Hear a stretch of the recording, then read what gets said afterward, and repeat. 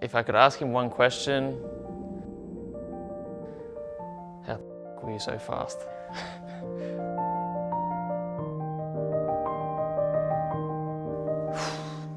I think for me, Senna is top of the F1 greats.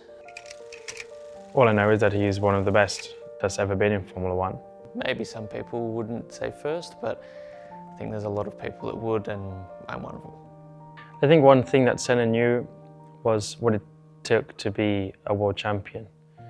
That it was not just down to driving, it wasn't just down to you as a driver, it wasn't just down to you or your engineer, it was down to every single person that was part of the team. Whether it's the people designing the car, the people putting the car together, the engineers, me, everybody has to trust each other. The fact that he trusted everybody, gave everybody that responsibility, I think is definitely still seen today in every team, not just ours, but it's definitely a very core value here at McLaren. Senna once said that you have to drive on emotion and instinct. And I think if you want to be the best, that is the case. And yeah, normally when you're in that kind of state, good things happen. So try and get into that as much as possible. Watching old Senna laps, especially around Monaco, are very, very special to watch.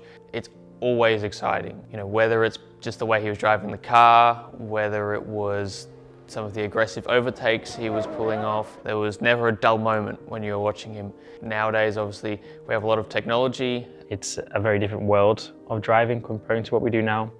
You have a clutch, you have a H-pattern gearbox in order to drive what would be one-handed most of the time. So yeah, they would be very, very cool to drive around, but to race those week in, week out was, they were a bit different back then.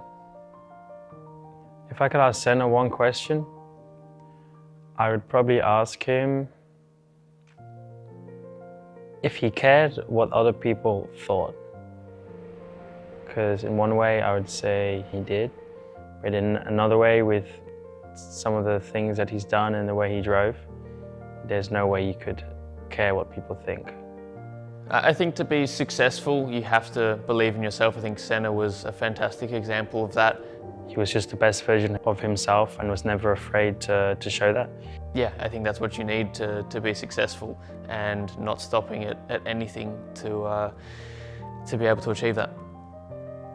I think also everything that he did off the track as well, all the work he's done through his foundation, and now that his family does through the foundation, is inspirational for everybody. And I think his legacy on the track, of course, is incredibly well remembered, but I think his legacy off the track is just as important for everybody, and was one of the first people to use his platform in motorsport for good outside of F1. I think the fact that Senna was already very naturally talented, but willing to work with the data and understand the car and how he could make it better. If people left the track at 6 o'clock, he stayed till 7 and did always that extra bit of work. He always kind of did one more step of everything and knew what it took to be a champion.